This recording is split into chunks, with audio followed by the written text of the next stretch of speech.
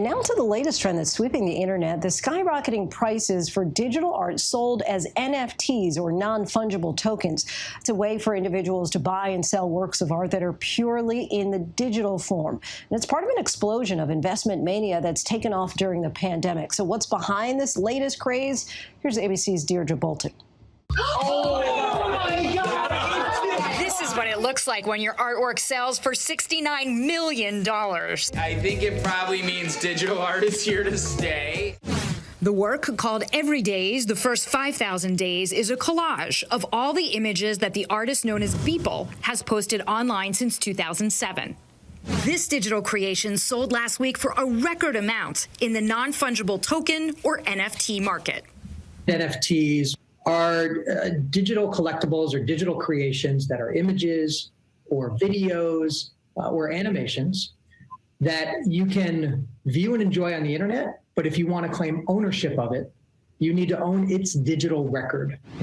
And to own its digital record, you buy an NFT off of one of a number of NFT marketplaces. For digital creators such as Mike Winkleman, aka Beeple, this is a way to monetize their content like never before. Before NFTs, I had never sold a piece for more than $100 because, again, there was no way to sell this stuff. You could print it out and make a print of it and sell it, but like people weren't that interested, and like I wasn't that interested in it either. Winkleman has more than 2 million followers on Instagram, where his work built popularity. And in the past few months, he had sold some pieces to the same buyer, but for less than a tenth of the price.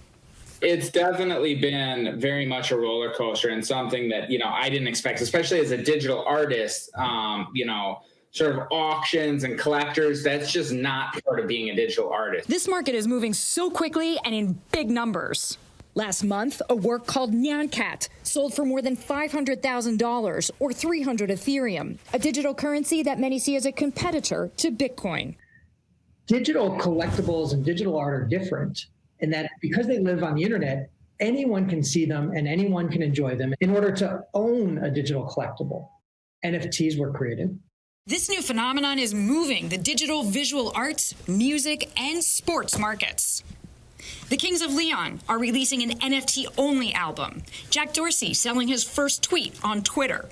Singular moments like this dunk by LeBron James were sold online as a trading card would be. The idea of collectibles has always been very physical. You have comic books that you read, or you have art that you hang on your wall.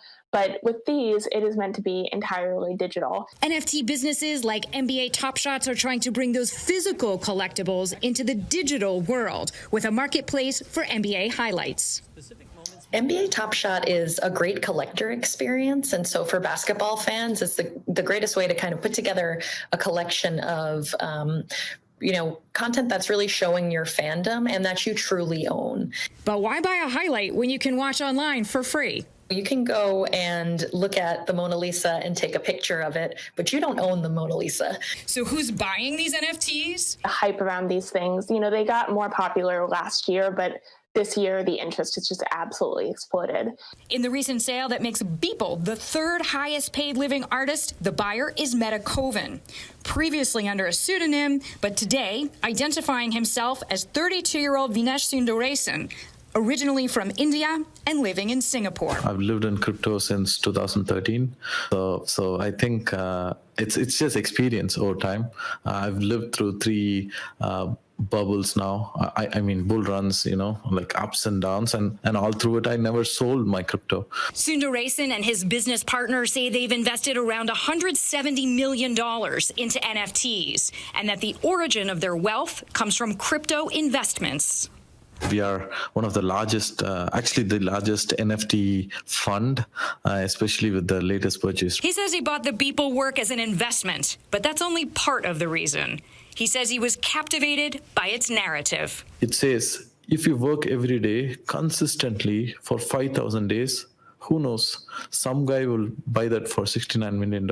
Would you be disappointed if instead of being valued, let's just call it a 70 million, I don't know, 5 years from now, like you decide you want to sell it and it's like 30 million? Will you be disappointed?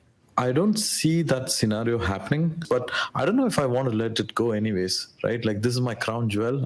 And that crown jewel could also potentially pay dividends for Vinesh's portfolio.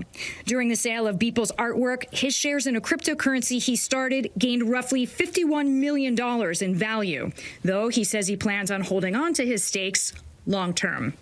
He also warns that those looking to make a quick buck could regret it. If you're buying it solely for the upside, it could be dangerous because I feel like 95% of these NFTs will not hold value. And like any potential bubble, it could pop. I think if we had a dollar throughout human history for the time that someone said, oh, this is a fad, the electric car will never be a thing that people keep. If it is a bubble, it's going to end and people will be stuck holding what they thought were assets worth thousands or millions of dollars that all of a sudden are worth, maybe a couple hundred. Deirdre Bolton joins us now. And these NFTs are just one of many investment crazes that have really skyrocketed during the pandemic. What's going on here? Well, Lindsay, Americans have more time and more money, and they are behind these market frenzies in everything from stocks to Bitcoin, even to sneakers, Lindsay, if you can believe that. So people who are working from home have more time and more money than ever. So they're not commuting and basically are able to save on those two key resources. Also, we have to keep in mind there's no live entertainment. There is no travel. So people who are lucky enough to have this choice to be at home really have more resources than ever. Bank of America put out a report and said Americans collectively have the highest rate of savings than they've had this entire modern era. It's $1.5 trillion just sitting on the sidelines. And if you look to traditional markets, so if you look, for example, to the stock market or the real estate market, apart from urban areas, both of those asset classes have really appreciated. So people who have exposure to both stocks and real estate, they feel wealthier. They are wealthier, whether it's on paper or in their bank accounts. And there's also a little bit of skepticism as to whether or not those markets can continue to climb. And by that, I mean the stock market and the real estate market. So people are looking for new ideas, new places to put money. And some of these alternative assets are really catching their eye. Now, what we have to remember at the same time is that the pandemic has really created a split economy. So while the people who have and have more than ever, there is also the other side of the coin, which is that more than 18 million Americans are on some form of unemployment insurance. They are struggling to find jobs. They are struggling to feed their families. So once again, even with these market frenzy in these very alternative products, we can see the evidence of this split economy underlined. Lindsay? Really interesting stuff there. Deirdre Bolton, our thanks to you. Sure. Hi, everyone. George Stephanopoulos here. Thanks for checking out the ABC News YouTube channel. If you'd like to get more videos, show highlights, and watch live event coverage, click on the right over here to subscribe to our channel. And don't forget to download the ABC News app for breaking news alerts. Thanks for watching.